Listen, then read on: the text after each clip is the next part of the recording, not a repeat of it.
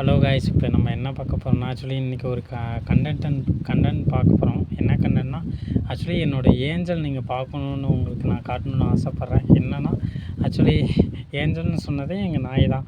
So இந்த நாய்க்குட்டி வந்து 8 குட்டி போட்டிருக்கு. ஸோ 8ல் வந்து ஒரு 5 ஆண் நாய்க்குட்டி. ஸோ உங்களுக்கு எப்படின்னா, உங்களுக்கு இந்த நாய்க்குட்டி வேணும்னா எனக்கு கமெண்டில் சொல்லுங்கள். நான் உங்களுக்கு டேரெக்டாக வீட்டுக்கே வந்து கொடுக்குறேன்.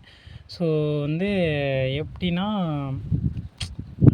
நாய் வந்து நாங்கள் எப்படின்னா நாட்டு நாய் தான். ஸோ தரமாக இருக்கும் நாயெலாம். வாங்க காய்ஸ் பார்க்கலாம்.